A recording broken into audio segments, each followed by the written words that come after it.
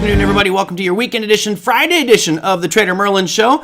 Cheers to all of you out there. Today actually was a great trading day. Hopefully you enjoyed some of those market moves. We'll talk about that near the end of today's program. A couple things for housekeeping. I received a few trading plans from you. And again, my guest yesterday, Ryan Watkins, who does a whole course on trade plans, he volunteered for two of the viewers that he would review your whole trade plan, mark it up, give all the areas he thought had weaknesses, areas he had strength, and we'll review those on the show, and I will do it with him. That will probably be not next week, but the week after. If you would like to be in contention for that, just email me at the email on your screen, TraderMerlin@gmail.com. Send your trading plan, and I will draw them out of a hat at random. We'll pick two, and then one of the future shows, we'll go through it, which I think might be very eye-opening for many of you to really figure out, I guess, the strengths and weaknesses for each individual person's trading plan, but how some of the solutions that Ryan and I have may line up with your trading plan. So if you want to have yours reviewed, I think Ryan charges like $700 for these things. I'll do two for free. Email me, TraderMerlin@gmail.com. And also a shout out to my friends Stephanie and Jimmy for this delicious bottle of Eagle Rare Kentucky bourbon. That's what I'm drinking out there today. So if you're drinking anything else, cheers. Hope you guys have a fantastic weekend going forward. All right, yeah, and I don't know what happened with the recording yesterday. Oh, man, that is just so good. I watched the recording, it didn't skip at all, so no sync issues, just low audio, which I know the solution. I fix it, and I won't have that problem ever again. You live and you learn, right? It's like making a bad trade. You learn from your mistakes. I know what I did with Ryan yesterday. Okay, this weekend is going to be, Ryan is not with OTA. He does his own thing now. So today, I received a couple questions from Jeff, from Lee, and maybe a couple others asking specifically about digital assets and cryptocurrencies. And I thought it might be, appropriate and maybe the time to just kind of do a show focused on that. Now, at the end of today's show, I will go through the overall market so we can cover what happened there. I'll tell you about the large new position of call options that I purchased on a specific security out there. I bought 80 call options today. We'll see how that pans out over the next couple of weeks. Leave that as a little carrot dangling for you guys. So the topic for today that I'm going to go into, and I would love any kind of interaction with you, is why cryptocurrencies and digital assets matter.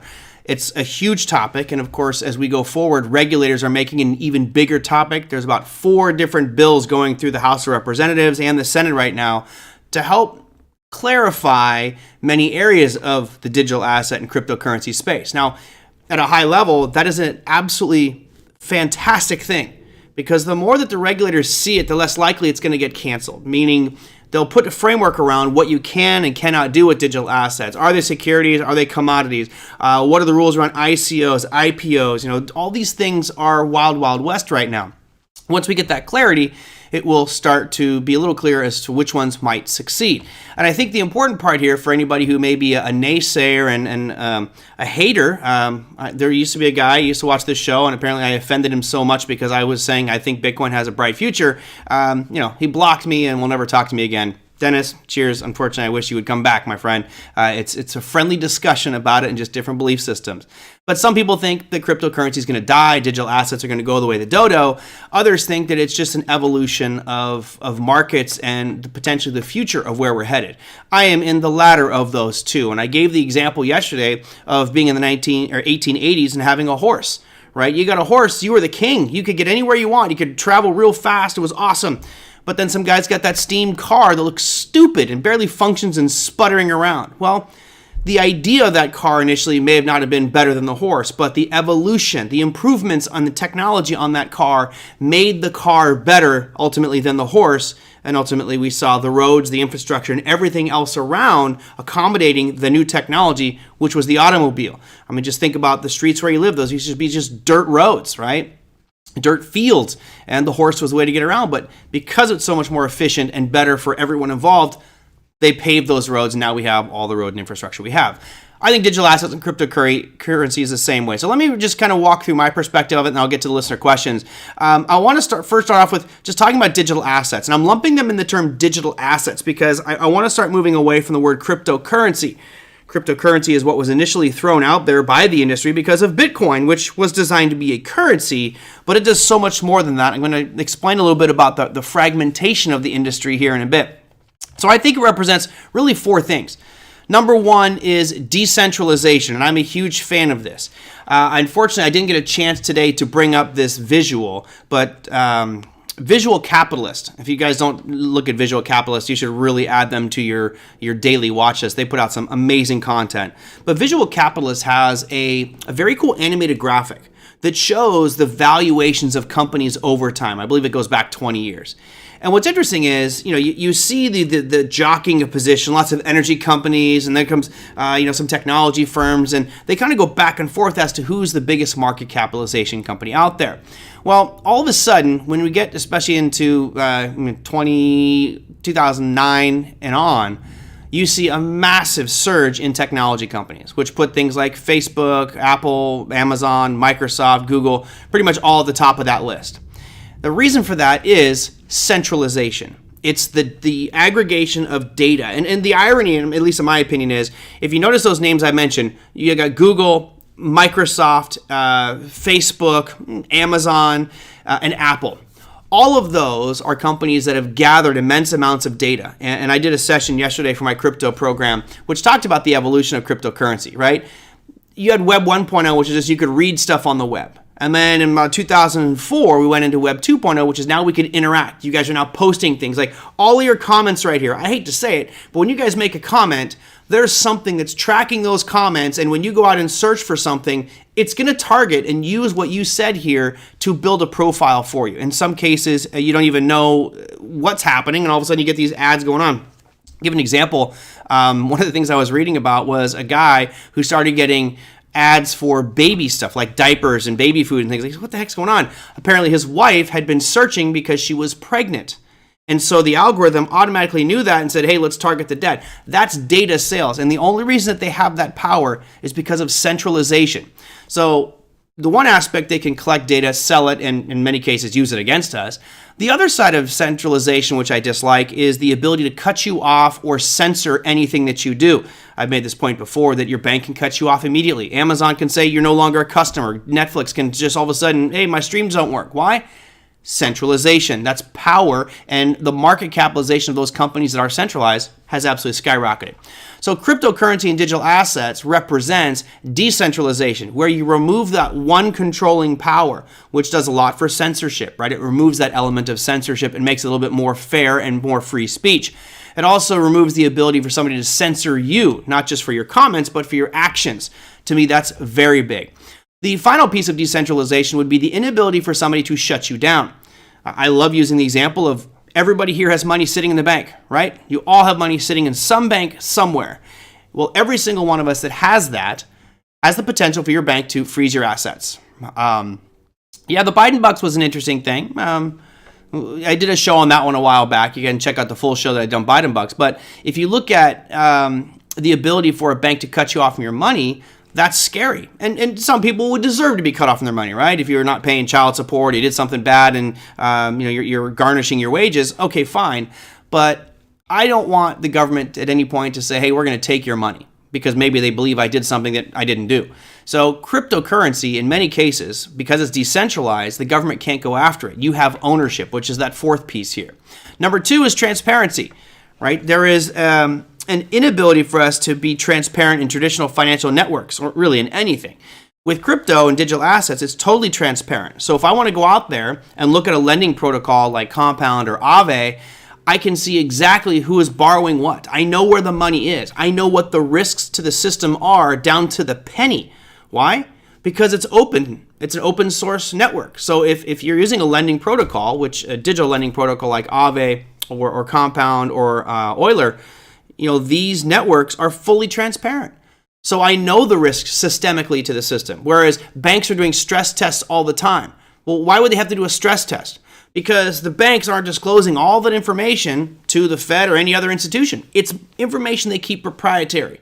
But when it's open, we can look at the bank and say, you have a financial vulnerability right here. I'll move on to something else. So transparency in that case becomes paramount for us to select our investment opportunities and understand the risks not just to the entity that we're buying or selling, but also to our own money if we put it into that entity, if that makes sense for everybody. And again, I know it's quiet. If you guys have questions, answer them. Third part here is efficiency. Digital assets represents a massive step forward in efficiency. When you look at things like this, let's just say Swift protocol. So if you look at Swift protocol, That's TC says, I love the pros of digital, but the government always goes to extreme. Yes. And when I look at these four things right here, decentralization, transparency, efficiency, and ownership, all of these represent threats to the mainstream establishment, not just government.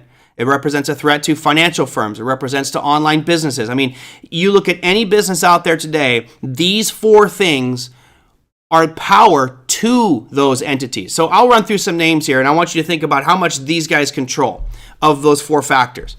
Amazon, Facebook, Microsoft, Goldman Sachs, eBay, Occidental Petroleum. They have all of this power. With all four of these, they have the centralization power. They don't have to be transparent, so only they really know what's going on. They're efficient at their own scale, but not necessarily for everybody, right? They're doing things slowly on purpose in some cases, and they have the ownership. If we look at the efficiency side of things, let me just run through an example here real quick just so we understand. If you want to send money internationally, and let's say that Tom here, I know he's down in Southern California. Let's see, who else is international? Brian, who's not here today or maybe hiding in the shadows, lives in the UK. And let's say I want to send him $50,000. Well, if I go down to the bank and try to send 50 grand, I can't just go and say, send it, here you go. What I want to do is I want to go and look at, or I have to go in the back room or fill out some forms on the side desk saying, where's this money going? Who's it going to? Do you know this person? Is he a prince from Africa that's trying to send you $50 million? You have to fill out all this information. And if it's over a certain amount, there's IRS documents you have to fill out. Why? If I have money in my account, there's nobody on earth who should tell me where it should go. That's the decentralization side of it. From an efficiency perspective, that process takes me, I got to go to the bank, spend 15 minutes filling out all the paperwork, and then the transaction may go through the next day, but may not arrive at Brian in London for another 2 or 3 days. Where's that 2 or 3 days coming from? It's because they're holding on to that money and generating a little bit of interest on that for just the day or two they hold it. I know it doesn't seem like much, but they're doing billions of dollars worth of it. Now, if I use a network like Bitcoin and I decide to send Brian $50,000 worth of Bitcoin, nobody is going to say yes or no. The network says, does Merlin own $50,000 worth of Bitcoin? Great. Where do you want to send it to? You want to send it to this address. The network will look and say, is this a valid address? It doesn't care who it is. If it's a valid address, my $50,000 worth of Bitcoin will go there. It will arrive in 10 minutes or less. Now, I could use something like Ripple, which could be roughly 4 seconds transfer. So you can see how this represents a threat to our traditional banking system. So I wanted to start with that. Certainly, Alexandra, we could use the Lightning Network. That's a more complex topic. I'm trying to keep it high level, but it's hard to explain this onion that is cryptocurrency and digital assets and explain all the layers because there's so much to it. That's why I built a course for Online Trading Academy to cover all those topics. And on that note, I'm going to have a sip of this Eagle Rare nice Kentucky bourbon. Government can't keep track of Amazon's business. That is true, but Margaret, if they wanted to, the government could go to Amazon and say, we'll subpoena all of your transaction records. And could they do that? Absolutely. Yes, they can. And Amazon wouldn't want to be in that kind of fight with the government anyway. If there's a logical reason for the government, Amazon's not going to want the stress and headache. The interesting thing about that is, could the government go back and get the transaction records for Bitcoin? Absolutely. It's open source. They can see every transaction that has ever happened in the history of Bitcoin, going all the way back into 2009. Problem is, it's a giant string of characters. It doesn't say, this is Merlin Rothfeld sending to Brian. It just says 1x5, QX2, capital D59, huge string, sent to this one. So they can see where it all went. They just don't know who. And I think that's part of the privacy that as a global citizen, I should have that privacy where the government doesn't need to know. Joe says, isn't centralization a byproduct of capitalism? Yes, it is. As profitable companies grow, they become more and more centralized to protect themselves and their intellectual property. So again, I love this because it represents a threat to the current way we do business. Now, when I talk about the evolution of the internet, right, we went from Web 1.0, which was, I'm just going to go read stuff. There wasn't much interaction. Web 2.0 is now interaction, where I'm putting in, hey, I like this picture. I give you a thumbs up, and everything's being tracked. I can type in all the things I like and put in my profile, all being tracked. We now become target marketing databases. Web 3.0 gives you ownership, where you can maybe even own your digital profile, and you are the one who sells your digital profile. That's where we're headed with Web 3.0. So, Joe, you're absolutely right. Capitalism has created this. but I think maybe the pendulum has maybe swung too far, in my opinion. I mean, obviously, we would all love it if we were Jeff Bezos and the one that's worth $100 billion because we created this business, but none of us are in that situation. How did the FBI recover stolen Bitcoin? In many cases, they don't. It depends on what happens. Because they can track Bitcoin, you can follow an address. So if I knew that I paid a ransomware for in Bitcoin, so let's say somebody has some nasty pictures of me from high school, and I don't want that to go public because I'm going to run for president, and they say, pay me to this Bitcoin address. I can go to the police and say, hey, I sent 50 Bitcoin to this address, and you can track that wherever it goes. And if I find, as let's say a law enforcement official, that Bitcoin was pulled out on an exchange like Coinbase, then I, as the government or as the law enforcement agency, I can go to Coinbase and say, hey, listen, this address was transferred to you. Who got it? Where did this go? Boom, I arrest that person. So that's how they do it. There's also a crypto line. Yes, there is now. And by the way, if you have bought anything in cryptocurrency, you have to check yes to that box. Whether you bought $1 worth of stablecoin, you have to check that box. You cannot leave it blank, or from what I'm reading, your chances of being audited go up significantly. You must fill that one out. Okay, so let me go into some listener questions here. And again, I could go way deeper on all of this stuff, but I want to make sure I get through it today at a high level.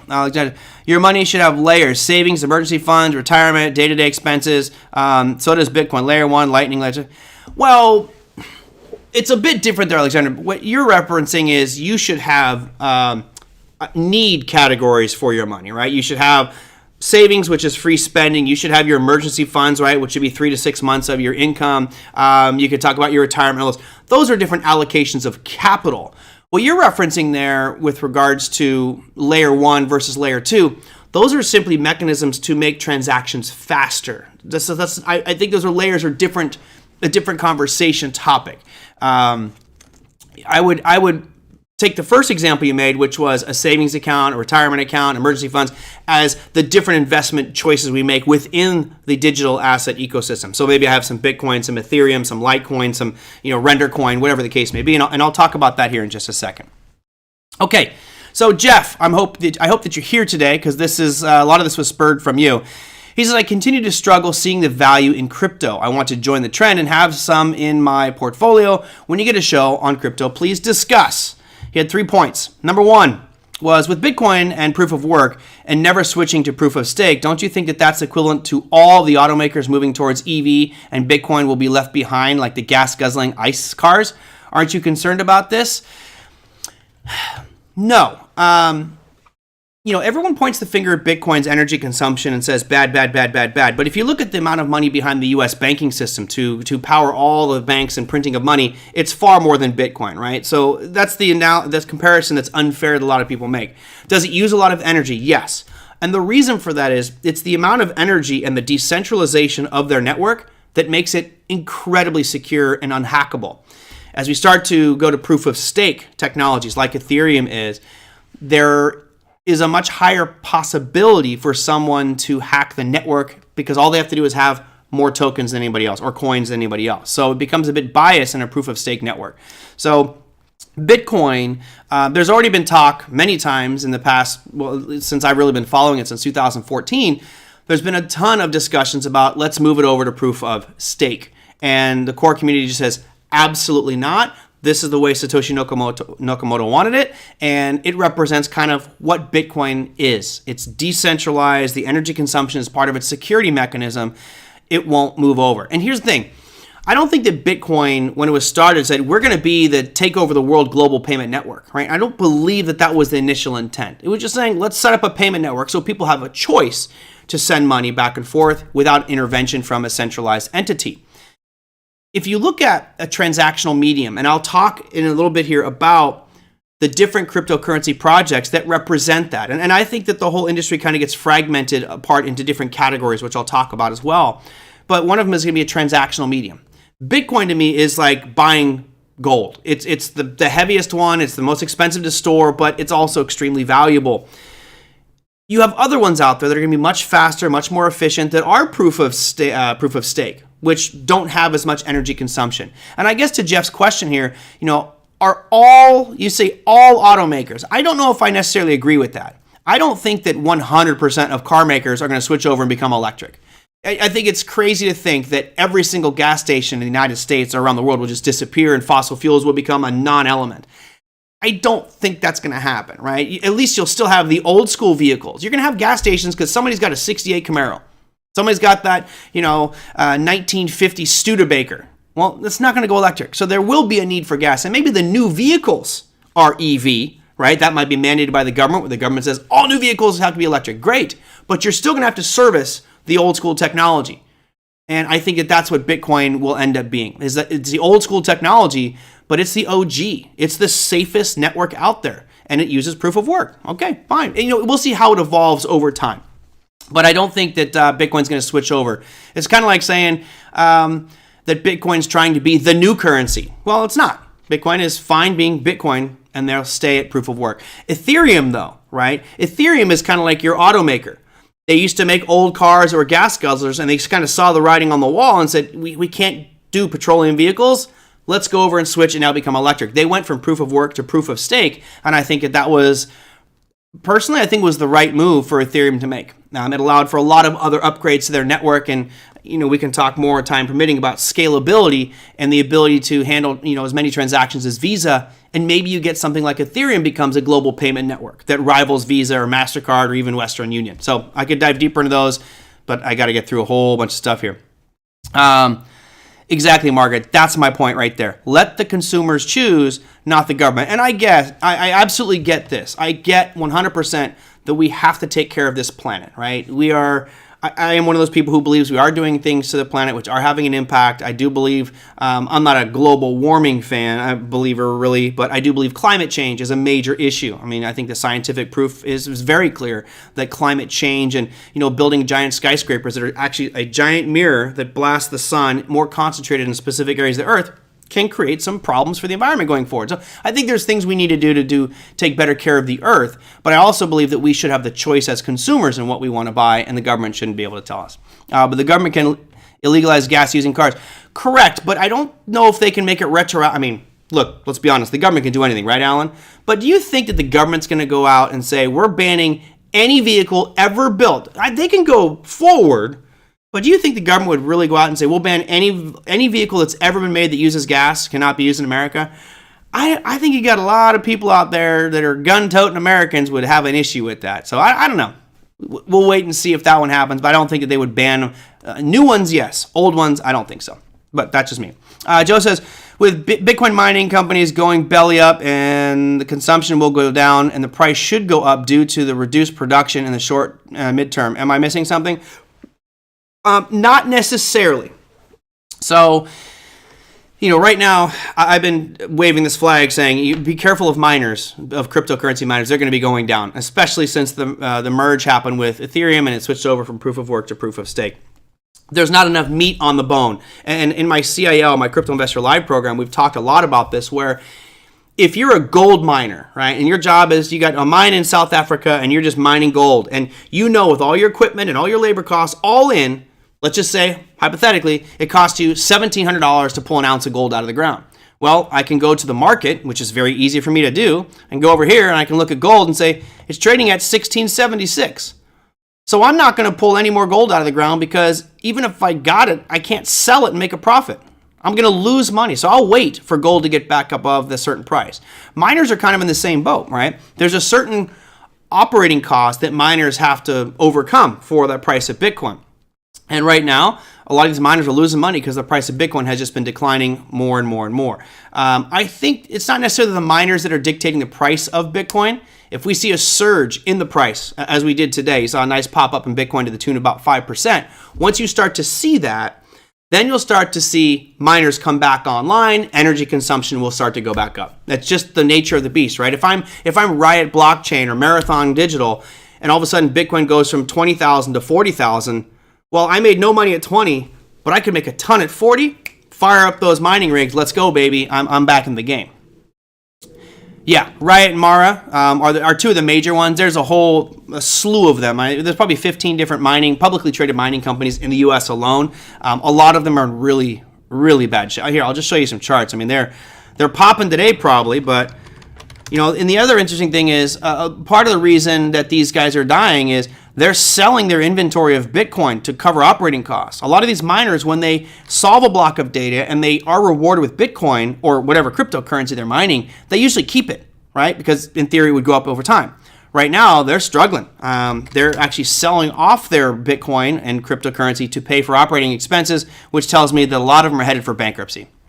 All right, where are the miners like Mara, right? But I think their future is very bleak, TC. I think the future, if cryptocurrency stays sideways like it is right now, and when I say cryptocurrency, I'll use Bitcoin as my proxy. Here's Bitcoin, right? If the chart of Bitcoin stays within this, let me get rid of this box.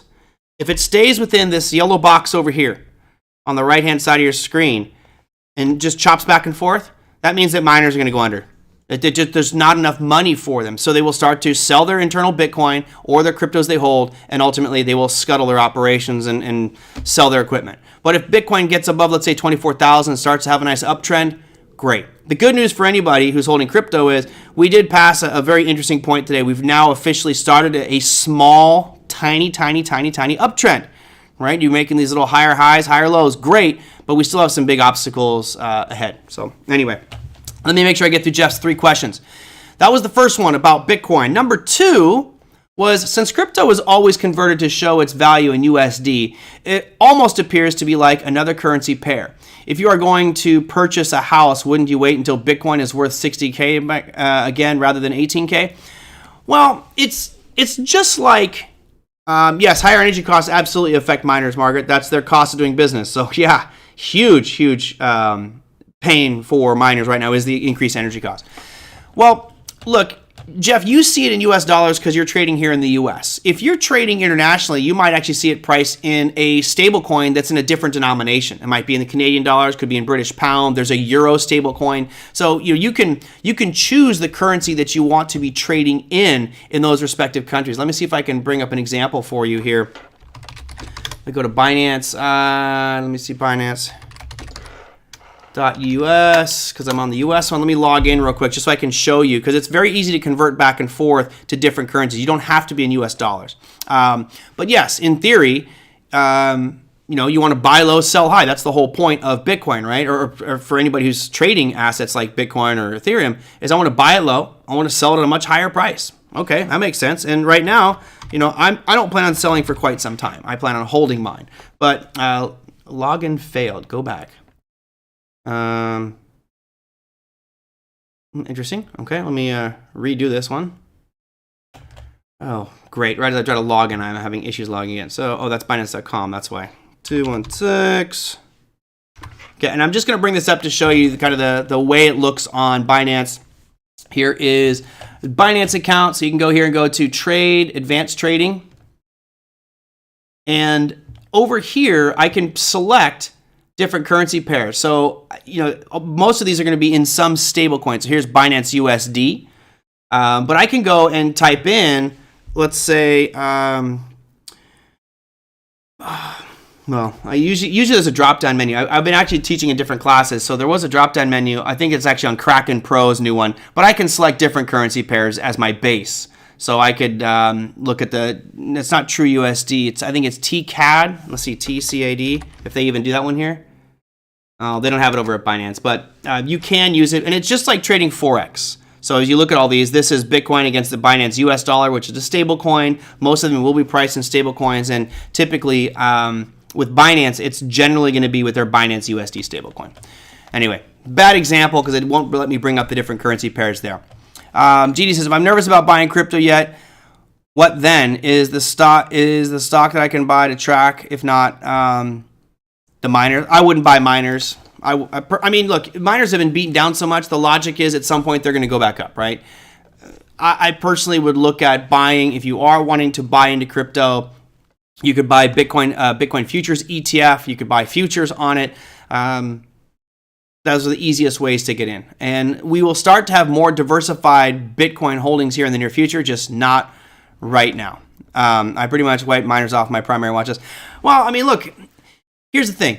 What's your thought on a stock that looks like this? Let's go to Mara. Oops, not Mata. Right, here's Marathon. Marathon Digital, which is one of the stronger ones out there, actually looking pretty good. Trending sideways. Until it breaks out of consolidation, why would you even want to buy this one? How about Riot? All right, same thing. This is actually worse. It's been on a nice little downtrend here. It's been really downtrending as the whole crypto space has been since last November. This is actually since February. So, I wouldn't see a reason to buy into this until it starts to turn around. I should write a crypto book. Nah, I write a crypto course. It's much better. And then the final question from Jeff. Let's do this one. And then I have a piece I think you guys will really enjoy about the segmentation of the market. He says, my friend keeps saying that XRP will be the one to take over, and quotes all these people saying in the U.S. government that they're invested in it. You know as well as I do that if governments are going to set the rules and regulations on crypto, they will be benefiting from it, just like with all the insider trading Pelosi is doing. Let's not just focus on Pelosi, guys. It's every politician. If you look at the top 5 gainers on Capitol Hill, they're Republicans. But yes, Nancy Pelosi tends to be the scapegoat for most of it. Why don't we just watch what these officials are doing? Is there a way to track their trading? Not really. Most of the stuff, they say they're in blind trust. It's a little bit late. I'm just... I don't trust any reporting I would get from that anyway. But let me go back to your original comment about XRP. So remember, XRP was designed initially to be a replacement for SWIFT. You guys remember I talked about SWIFT protocol earlier, which could take days to get to your destination, way too much verification of who you are, where you're sending it, IRS tracking and everything. Ripple says we can turn that from a couple day time transaction to 4 seconds. Anywhere in the world, fast, a totally immutable blockchain. SWIFT has issues. Sometimes trades get lost, and it's just an old, antiquated system. SWIFT is the horse. Ripple is, the Tesla. It's a completely different ballgame with speed, efficiency, transparency, and everything else. Central banks are working on this right now. We will see a CBDC, a central bank digital currency, fully implemented, in my mind, within 5 years. So by the end of 2027, the question I have is, will cash be dead? Will the physical paper I have that I use to track and the change jars I have be absolutely obsolete, not even redeemable anywhere? There's a good likelihood that happens. Maybe it takes longer than 5 years, but certainly the technology makes it much faster, efficient, and more transparent to the government. Problem is, they now have every single piece of information on you with the central bank digital currency. So your friends are telling you that Ripple's going to be the one to take over. Here's the thing. Ripple is embroiled in a vicious lawsuit with the Securities and Exchange Commission and has been dead in the water for years. There's other companies out there that are doing a relatively similar job and maybe even better. Stellar Lumens is really picked up where Ripple was at, saying, we want to be a payment network for the world. We want to do remittances. Use us. And they're not shut down by the SEC. You also have Dash could be considered a payment network. And there's privacy issues where on Dash you can have... you can make your transactions private so nobody sees them. All kinds of layers to this. So personally, I do own Ripple. I have a sizable amount of Ripple, but I don't believe that it's going to be the one that takes over. I think Ripple made a mistake. Ripple showed Ben Bernanke and had Ben Bernanke speaking at a conference back in 2017. And I think they kind of showed Ben Bernanke all this technology and how great a central bank digital currency could be. And Ben Bernanke, rightfully so, was probably thinking, okay, well, you're a private company. Why can't we just hire developers and make our own so we're not reliant or have anything to do with an outside party, right? We're the Federal Reserve. We can't, that's a threat for us to be using a third-party payment network. So the Fed will probably create their own. And I know that they're working on it right now. I read something like 106 central banks around the world are actively working on a central bank digital currency. So with that in mind, you must understand that cryptocurrency and digital assets, the technology, is absolutely not going away. It's that car on the street in the 1900s that looks stupid and sputtered around, but it's going to get more efficient. And right now, some of the best developers in the world are building on these systems that have crashed, and they're rebuilding them better. And then they'll crash again, and they'll make it better and better. And pretty soon we'll have, Tesla-like cars that are just jaw-dropping performance. They look pretty damn good and don't use any gas. You can make arguments about the power that's needed to generate those, but that's just my take on it. So I'm not a big fan of Ripple. I don't think that they're really going places. Now, here's the part. I wanted to do more time on this. I apologize if it's not as fully in depth, but I wanted to show you how broad this is. So Lee said, if you had to pick one cryptocurrency to buy, what would it be? The answer is that I wouldn't pick just one. there's so many slices to this pie. And real quickly today, I threw this together. So there's going to be more than this, but I just wanted to show you how my mind is thinking and open maybe your eyes to the perspective of it's not just a payment network.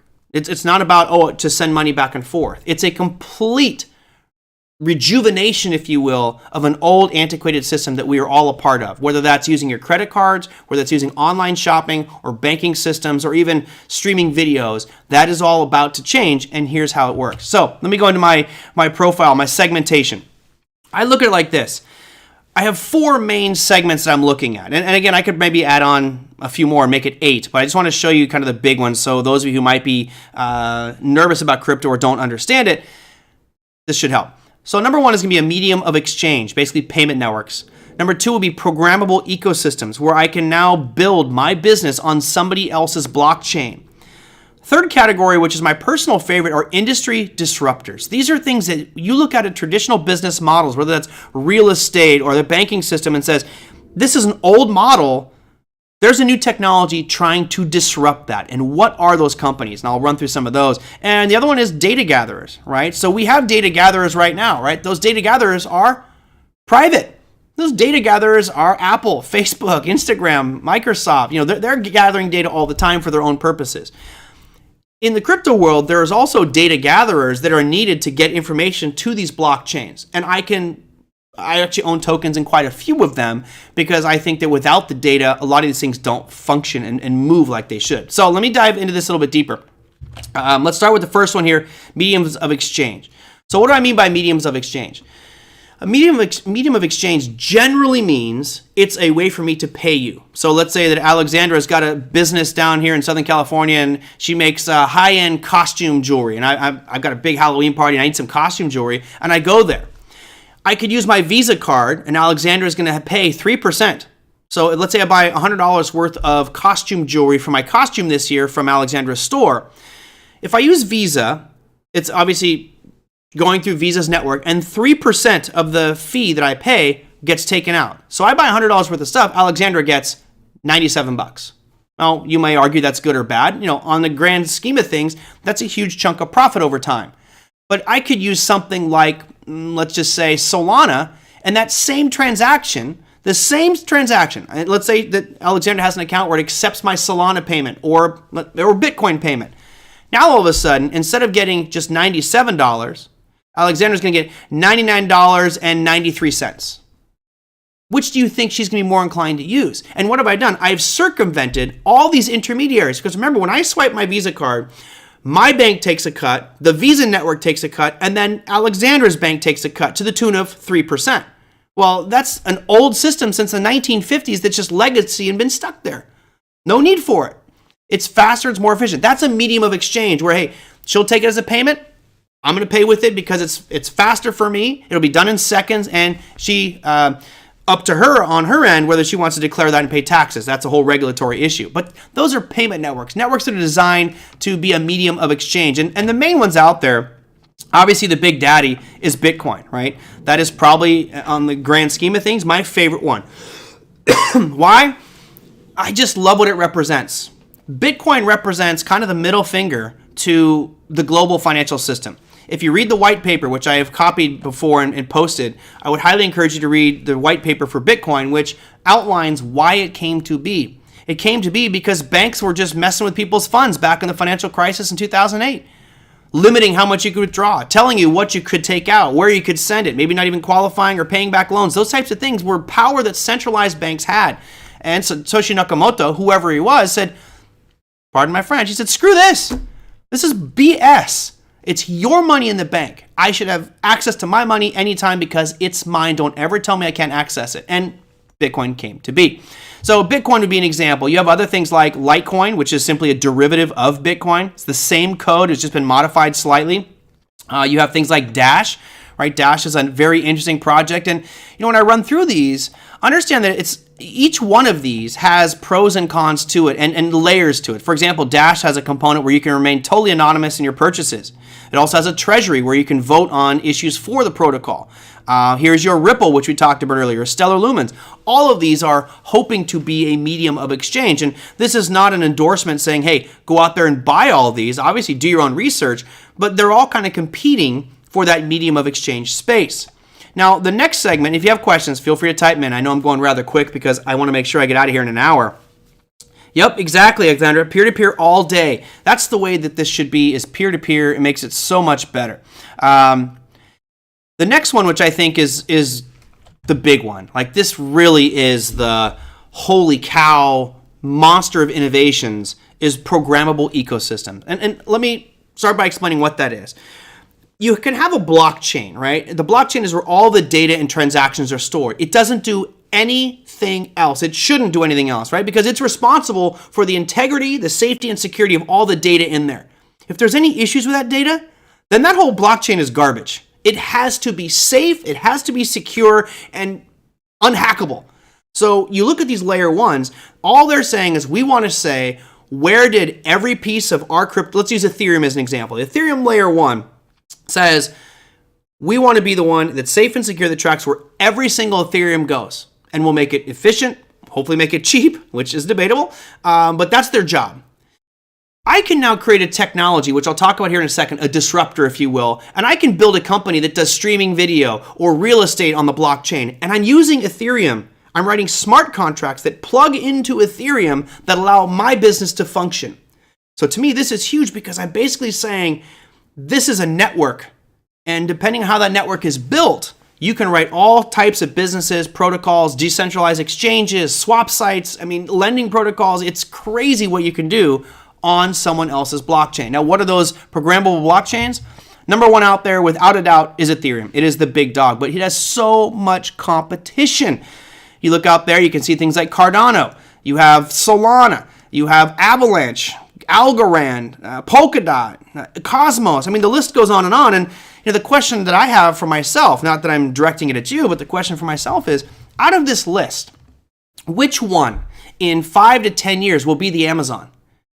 Nobody in this room with a straight face can tell me that you would have bought Amazon in 1999. If you do, I'm pretty sure you're lying.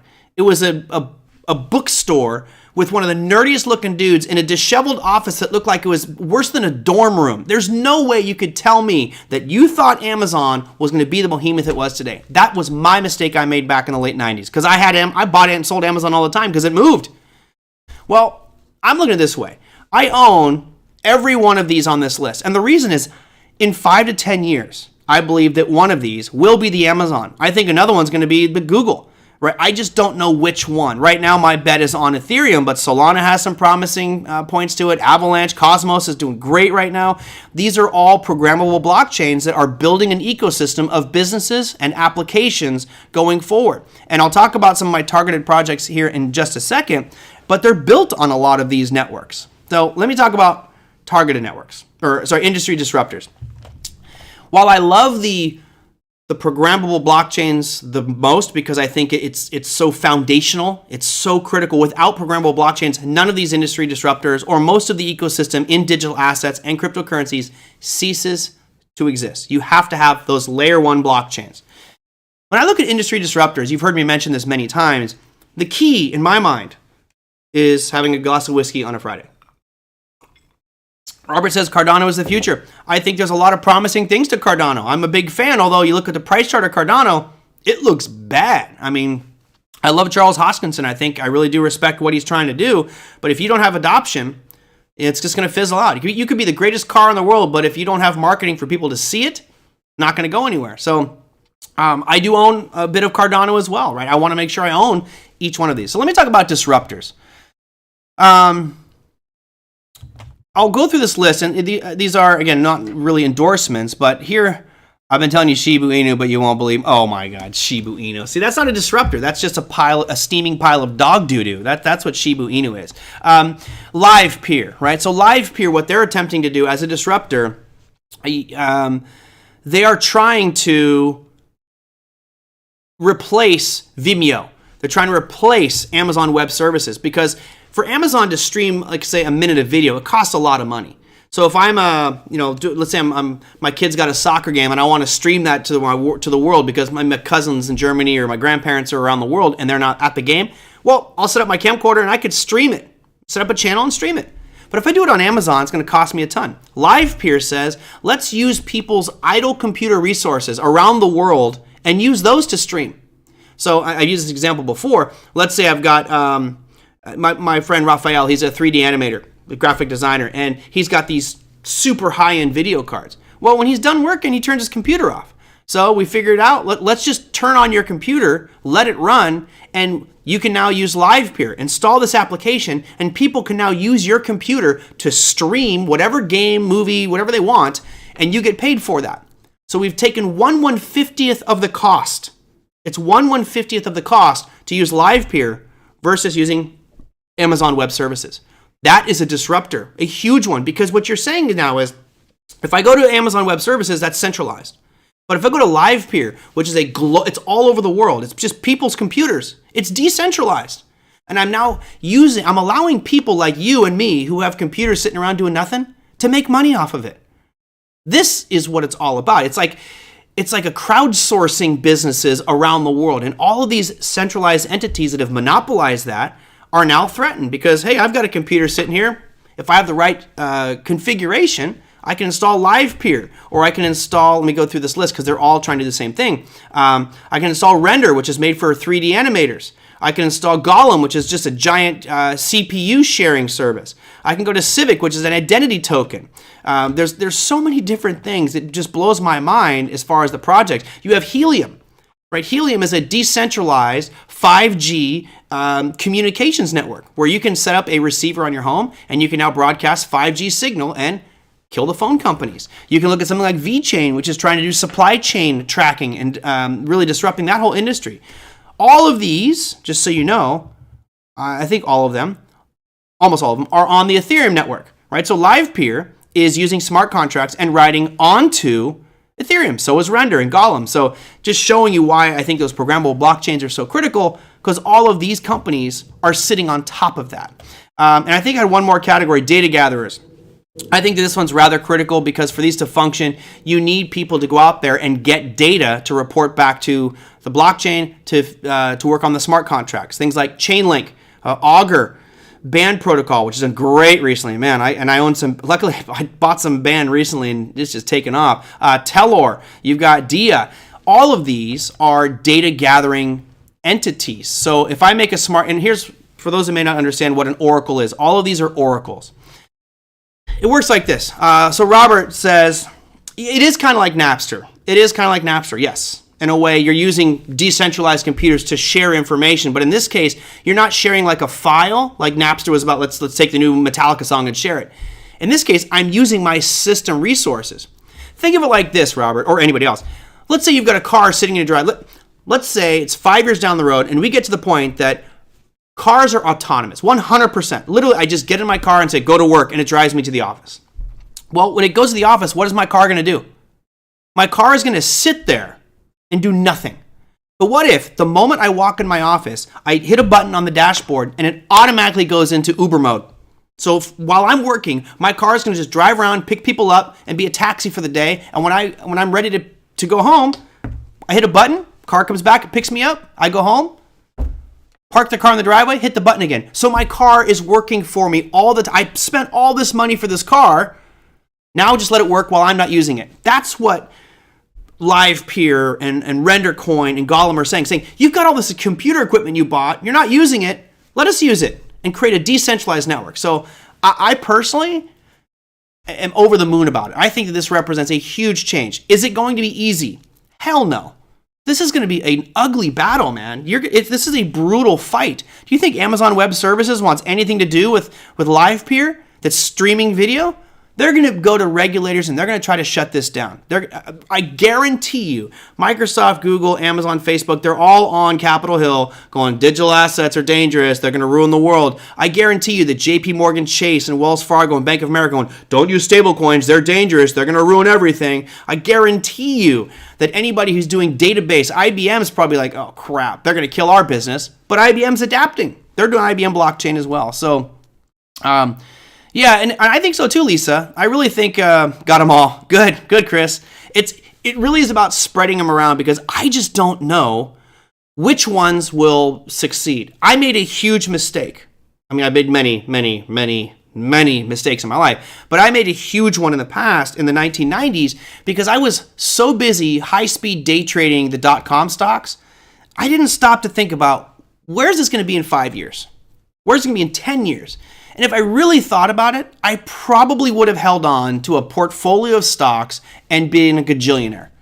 I mean, that was my world at the time, but I was just trading, not doing fundamentals and stepping back and looking at it. So I really think that 10, 15 years out, this conversation, and a lot of you are probably your head spinning going, man, Merlin talked over my head. There's some really weird stuff here. In 10 years, you will all know this verbatim. It will all be common sense because it's that car. It's that car on the horse and buggy days. It's just going to evolve. And pretty soon, nobody really knows about horses anymore because we've all got a car.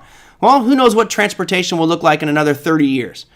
What I can say is the evolution of financial markets, of information, of data storage, and even the way that businesses are constructed is rapidly changing. Now, I don't know how it's all going to end up, but I do know, and I can tell you that, and like Chris here and others, I'm putting a good amount of money on the line thinking, through my analysis, that the future holds digital assets and cryptocurrency projects will be a major part of it. So anyway, I hope I didn't go too overboard. Again, if you're still nervous about crypto, here's the solution. Don't get into it, right? If you're spooked, if you don't understand it, it still seems like a mystery, stay away from it. Really, don't get involved unless it's something you feel comfortable with, and don't put all your money into it because as you've seen since November of last year, you're talking an 80% slide. Now, granted, Bitcoin has had an 80% slide, I think 4 times in the past. So it's just part of the game. If you're a long-term investor, there's some damn good opportunities out there at this moment. All right, let me go to some listener questions. I know I've been rambling. I'm going to go over an hour today. It's Friday. That's what happens when I have a nice glass of whiskey. There was a search engine that used spare computer power to spider sites and send indices back to the search engine all. I'm not sure I understand that one, Tom. Let's see. Joe says, just like buying a lotto ticket every now and again, I have a small position in Shiba Inu just in case. Well, that is definitely a lotto ticket. I'm pretty sure that one's not going to go anywhere. But hey, you might get some nice big pops over time. I'll tell you, if you make 100% on that thing, you should sell out, buy back cheaper. That thing ultimately will go to zero. That's it. Trading plan for November challenge. What do you mean by that, Todd? What I will say is the challenge for November. It's not really a challenge, but I've done this, and my shoulders hurt incredibly bad from last night. But I'm still our November challenge is here. I'm doing 100 push-ups a day plus an ab challenge with Larry Jacobson. Tom is in here doing a whole bunch of body weight reps. Gary's doing 100 push-ups a day. Lisa's doing a bunch of yoga and mastering the plank. Jay's running for 8 miles. Man. I'm going to just change the name to Forrest Gump over here. That's crazy. Les is doing a whole bunch of stuff with trading education, walking miles. If you would like to add to this list, feel free to just type in a chat or email me at TraderMerlin@gmail.com, and I will put you in there. I certainly love doing these monthly challenges. I think it's a lot of fun. Todd says, apart from I'll watch it complete later. I want to hold myself accountable, Merlin. Okay, here you go. Put me down for 10 minutes of daily plank. Woo, man, that's a tough one. Cool. Awesome, Todd. Well, you're in there. I'll put you on there for doing the plank. Majority of my money is in Cardano. Majority of my Cardano is the house's money. Yep. Awesome. Good. Merlin, are you being taxed yet for your crypto? I pay taxes on it. So I have a spreadsheet that says, here's what I've bought, here's what I've sold, or here's where I bought, here's where I'm at, and I pay taxes on the gains. I don't want any issue with the IRS. It's going to be a nightmare if they decide to audit it because I teach cryptocurrency. So I have made hundreds and hundreds and hundreds of trades. I don't have time to itemize every single one of them, but I am 100% straight up on my earnings. I have no interest in trying to nickel and dime the IRS to, I made this much. All my numbers are 100% legit. If they want to audit, there's exchanges I've traded on in the past that don't even exist anymore. So good luck finding all that information. Even I can't find it. The same people that are shying away from crypto today will be the ones saying, how come nobody told me this was... Yeah, that's a good point. I agree with you on that one. All right, let me go through your economic calendar for Monday as we wrap up here. Hopefully you guys learned some. Yes, I agree with Lisa. Throw some side planks in there. Planks are tough, man. It's funny because I think the world record is like an 8-hour plank. I get to a minute and a half, and I'm just absolutely trembling, and I'm just sweating. I was like, man, I didn't even do anything. I just stayed in one spot. Here's your economic calendar for Monday. Monday brings you Cronus Labs, and actually next week, guys, you have Cronus Labs, you have CGC, which is Canopy Growth, and Aurora. So it's basically a weed week. So anybody that's in those cannabis stocks could be a pretty big week for you. You also have Activision Blizzard, Take-Two Interactive, the Mosaic Company, and TripAdvisor to do from the economic calendar. Not as good as today, and I'll look at today in just a second. Yeah, we're going to be over an hour. But you have consumer credit coming out on Monday. That is an interesting number. I have a graphic I want to show you. Scott McCormick actually brought it up, which just shows the amount of consumer credit, and it is scary as can be. It just shows an unbelievable spike to the upside in consumer credit, which is not a good thing. That means more people putting themselves in debt and carrying balances on credit cards that are probably going at, what, 20%, 22% payment. That is not a good thing going forward. Now, where did, maybe I hid the slide? No, there it is. Okay. I was in the wrong spot. So here is what happened today, and then we'll just do a real quick wrap-up of today's market, and I will go from there. So there you go. If you notice down near the bottom, this was what happened in the U.S. So you had the non-farm employment change was an interesting one. I will circle it. As long as my pen works fine here. Always does this to me. All right, here's your non-farm employment change. We went from 315,000 was the previous month. They expected to drop all the way down to 197. We came out at 261. This is really good. This really goes in line with what Jerome Powell said, which is we have jobs. What's interesting, though, is he said expect unemployment to rise a little bit, and we went from 3.5. Expectations were 3.6. We actually came out at 3.7. And you're probably wondering, like, well, why the hell did the market rally? The market rallied, at least from my perspective, is that when you look at these charts, everything was kind of beaten down, looking pretty weak. If those unemployment numbers start to surge, then what it does is it backs the Fed in a corner, because obviously they don't want unemployment to rise too much, right? They have a cushion there because 3.7% is still historically very low. But the feeling from Wall Street is that the higher that inflation ticks up, the more likely they're going to scale back their raises. So what you saw, and I'll show you this one here real quick, and what you saw was on the Fed funds futures today, it dropped pretty decisively to 50 basis points. So now it's 61% chance that we're going to get a 50 basis point increase at the December meeting. It was like 40 yesterday. So it's the odds are, or it's 50 yesterday, 48 the week before. So it's slowly shifting to a 50 basis point. And I think that that's what the market was rejoicing over today. If you look at the overall market, heck of a day. We'll start at the bottom and work our way up. Wednesday popcorn trading. I don't know really Wednesday, it's tough on an election day because of all the speculation. I don't know. I think elections aren't as volatile as like a FOMC meeting because, information trickles in. And of course, it doesn't matter who wins.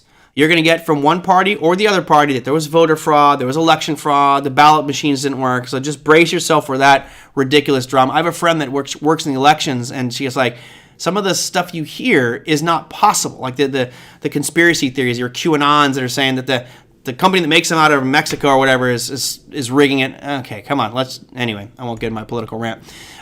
Here is what happened for the Russell 2000 today. You had a 1.04% increase in the Russell. Nice little move up, but that was the bottom of the barrel. S&P 1.21% to the upside. Again, most of the day spent trekking to the upside based off that unemployment number. Dow was up 1.28. NASDAQ was 1.34. I was really happy to see this. You had gold up 2.8%, but look at silver. As you guys know, I have a lot of silver. Giant move up in silver. I actually have a lot of SLV, and I sold the 1950 call options, so I may actually get my silver taken away from me, which I'm fine with that, right? I mean, that's right near this peak. It's been a beautiful run, so great. I'm loving this. Keep on running silver. Let's look at Bitcoin here, which is, in my mind, this is very important. It really depends what the follow-through is now, but if you're long crypto and been in this crypto winter for the better part of a year, this is a positive sign. Doesn't mean we're out of the woods yet, but it is starting to make higher highs, higher lows. If we get above 22 or 23,000, then you can start to feel really good about Bitcoin and cryptocurrency. Crude oil was 5% gain today, but ripped right up into that overhead supply, so we'll see how that one holds when Sunday night's trading opens back up. All right. Whew. That's it. I think I'm at an hour. Dang it. I was hoping I could make it out of here in 1 hour, but given my talk track and maybe my enthusiasm and passion ran through there. I hope you enjoyed that one. Next week, I'm going to have Justin Krebs on Tuesday. I'm hoping to get Bob Dunn on the program and maybe a couple others. Obviously, in 2 weeks, we'll have Ryan Watkins back on. I would encourage you that if you have a trading plan or you're just looking for some guidance out there, send your trading plan in. Ryan Watkins and I will be doing a review of your trading plan, of 2 of them. We're going to just do 2 in 2 weeks. Ryan will do the lion's share of it, but I will give my 2 cents on it, and maybe we can help you work on your trading plan, make it better. If you do send it to me, which is TraderMerlin@gmail.com, make sure that you strip out any account numbers. We don't want to see any account numbers or anything like that. All personal information. Just take that out. So because I'd like to share your trading plan as well. So maybe we can get some Dr. Woody on. I've got to love Dr. Woody. He's my favorite. Yeah, I am enjoying my whiskey. So cheers, everybody. Hope you enjoyed it. If you did, give me a thumbs up. Share it with anybody who you think might be a cryptocurrency skeptic or just not understand the whole industry. If you have comments or questions, guests you want on the show, put them down below the YouTube video. That helps out my channel. That said, hope you guys have a fantastic remainder of your day. Have a great weekend. Do something fun. I will see you all on Monday. Take care.